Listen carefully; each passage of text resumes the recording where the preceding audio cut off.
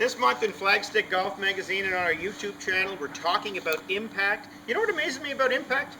Most students can't replicate the position. In other words, I'll ask a student, what does impact look like? What does it feel like? And they can't produce that position, that proper position that leads to strong, powerful, well-struck golf shots.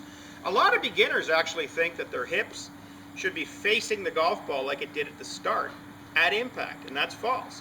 A lot of beginners think their weight should be 50-50 at impact, and that too is false. So let's look at where the hips and the chest and the head should be as we're coming into the golf ball. Let's start with the head. Well, one of the telltale signs of slicing and coming over the top that I see with my students is when the head moves forward to start the downswing. If the arms travel out, the head moves forward. The proper position for the head at impact is very similar to where it is at address. Just about with the lead ear in line with the golf ball. That's where we want to be, just behind it so we can hit the back as our hands lead the club down into it. Some of my pupils, the head falls back slightly. Some of my pupils move a little more over the ball. But I think a great general thought is, think of your ear. If it had a giant dangling golf club from it, at impact it would be right in line with the back of the ball. That's a good spot to be.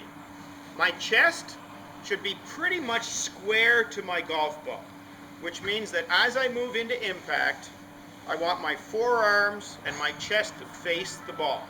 That's a lovely, square, neutral position from which to hit a ball. Some of my players are a little bit open, but I think if you have this thought of facing the golf ball with your chest at impact, you'll be in a nice position. Now the hips, they differ from the chest. As we move into the golf ball, the weight's on the outside of this lead leg. We'll talk about that in a little later video. But the hips should be rotating and clearing to make way for the club face. Think of a baseball batter. At impact with the ball, his hips have well cleared as he swings his bat into the baseball. Well, golf's no different. As I start moving to my target and getting on my lead leg, now I need to rotate my hips to square the club. So by impact, my hips should actually be turned, I'd say 30 to 45 degrees from where they started. So quickly, to summarize, try to get your lead ear at the back edge of the ball. It starts about there, and try to keep it there.